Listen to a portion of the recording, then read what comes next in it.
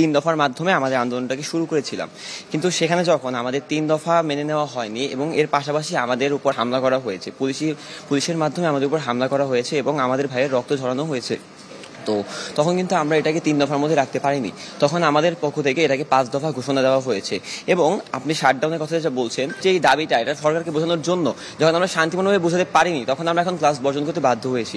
ঠিক এই কারণে বর্তমানে আমরা কোনো ক্লাসে আসছি না, আমরা ক্লাস থেকে সম্পূর্ণ দূরে সরে যাচ্ছি।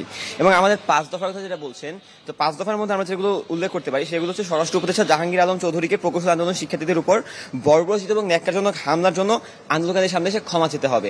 এবং এখানে আসলে আমরা স্যারকে ছোট করে চাচ্ছি না, যে ক্ষমা চাওয়া মানে যে ছোট হয় এমনটা কিন্তু নয়। আমরা আসলে তাকে বলতে চাচ্ছি দেশের মানুষ জানুক যে তারা যে কাজটা করেছে সেটা সম্পূর্ণ অন্যায় এবং এখানে প্রকৌশল অধিকারীদের উপর জুলুম করা হচ্ছে। আমরা যেখানে মজলুম, আমরা সেটাকে দেশবাসীর সামনে তুলে ধরার জন্যই স্যারকে এই ধরনের একটা আবেদন করেছি। এবং এরপর আমরা বলেছিলাম যে প্রজ্ঞাপনের মধ্যে ইতিপূর্বে গঠিত যে কমিটি ছিল সেটাকে আমরা অনুপযুক্ত মনে করছি এবং নতুন কমিটি দিতে হবে, যারা সুষ্ঠু তদন্তের মাধ্যমে নতুন প্রজ্ঞাপন জারি করবে। এটা দ্বিতীয় দফা। এবং তৃতীয় দফায় ছিল আমাদের হামলায় আহত সকল শিক্ষার্থীদের যে চিকিৎসা ভার রয়েছে সেটা সরকারকে বহন করতে হবে। এবং চতুর্থ ছিল রোকন ভাই, অর্থাৎ আমাদের বুয়েটের যে 17 ব্যাচের যে ভাই ছিল তার উপর যে হামলা করা হয়েছে, আমরা চাচ্ছি এর সুষ্ঠু তদন্ত করা হবে এবং এর বিচার হবে। এবং পঞ্চমভাবে ছিল আমাদের শিক্ষার্থীদের যৌক্তিক আন্দোলনকে হামলার জন্য ডিসি মাসুদকে অবশ্যই বহিষ্কার করতে হবে।